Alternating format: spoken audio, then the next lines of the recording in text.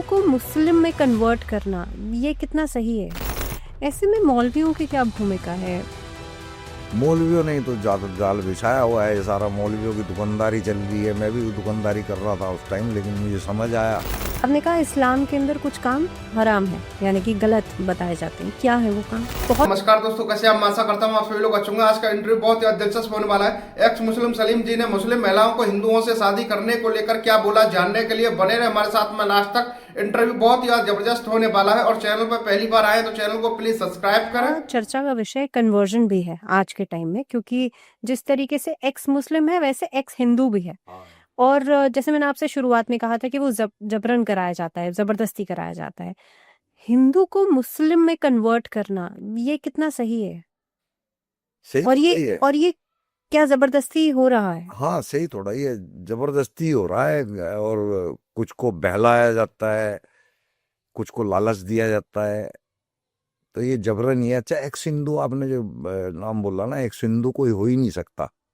नास्तिक हो सकता है, एक्स हिंदू नहीं हो सकता। एक्स हिंदू का मतलब है कि वो हिंदुस्तानी नहीं है, वो फिर अदर कंट्री का है। जो हिंदुस्तान के अंदर है ना, अब उसके मजहब से कोई वास्ता नहीं, वो किस मजहब का है, वो हिंदू है। अगर हिंदुस्तानी है, हिंदुस्तान का नाम ही हिंदू के ऊपर पड़ा है, तो हिंदू हर कोई है, आप भी मैं भी। जी।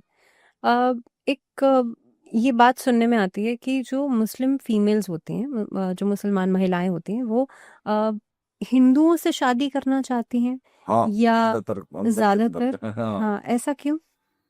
क्योंकि वहाँ पे औरत की इज्जत है। वहाँ पे औरत को एक मुकाम मिलता है, वहाँ पे उसको देवी या इज्जत का एक वो दर्जा मिलता है।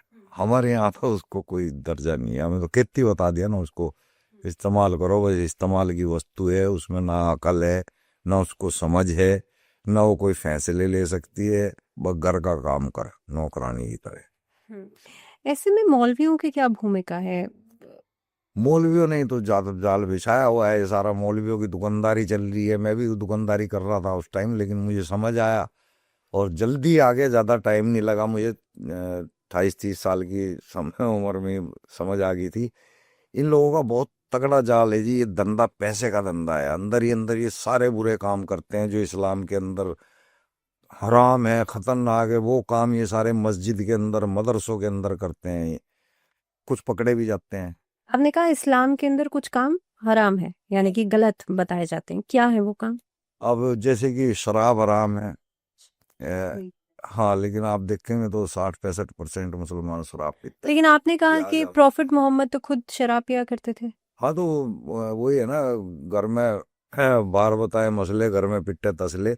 अपने आप तो उसने सब कुछ कर लिया, अपनी उम्मत को बांध दिया। भाई तुम 4 शादियों से ज़्यादा नहीं करोगे, मैंने तो कर ली, मैं तो 12 कर ली, मुझे कोई बात नहीं है, तुम नहीं करोगे। तुम शराब नहीं पियोगे। उसने तो पी पी के एंड में छोड़ दी। जब उसको गले में तंगी होने लगी थी, जहर खिला दिया था उसको आयशा ने, उसी की पत्नी ने, तो वो जहर से ही मौत हुई। उस जहर की वजह से उसने शराब छोड़ दी, खुद छोड़ दी, तो अब लोगों को छुड़वा रहा है। नहीं तो खुद पी रहे थे। खुद इसके कई हदीस है जहाँ मोहम्मद साहब शराब पी रहे हैं।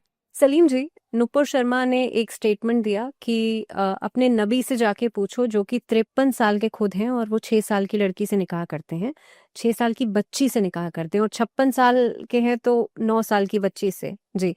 ऐसे में उसके बाद कन्हैया कुमार का मर्डर कर दिया जाता है और बकायदा लाइव वीडियो बनाया जाता है।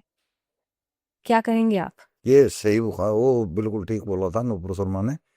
और ये सही बुखारी की 51-34 हदीस से पता लगता है कि 6 साल की उम्र में आयशा के साथ शादी हुई और 9 साल की एज में उसके साथ में हम बिस्तरी हुई। तो इस सच को अगर उसने बताया तो कोई गलत नहीं है, लेकिन वो हिंदू धर्म से थी, इसलिए उसके ऊपर ये लोग इतनी हरकत करके हमारे साथ नहीं कर सकते। लेकिन ऐसे में जब जब आप कह रहे हैं कि सारी आयतें लिखी हुई हैं, ये सब तो सब है ना कुरान में, तो फिर एक्सेप्ट नहीं करते। इनको पता ये तो है कि ये चीज गलत है, इनको पता है ये चीज गलत उन है। बहाने वाली बातें कहाँ तक ठीक है कि आप किसी का बिल्कुल सर ही काट देंगे? सही नहीं है, बिल्कुल भी सही नहीं है। अगर इनको यहाँ भी समझ होनी चाहिए कि भाई अगर अल्लाह ने जन्नत दोजख बना रखी है, तो जो बुरा काम करेगा अल्लाह मियाँ उसको खुद देख लेगा, तो इनको नहीं करना चाहिए ऐसा।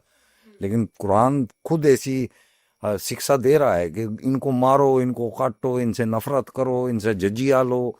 कुरान खुद कह रहा है, कुरान नहीं कह रहा, वो मोहम्मद कह रहा है, वो एक तानाशाह आदमी था, वो कह रहा है।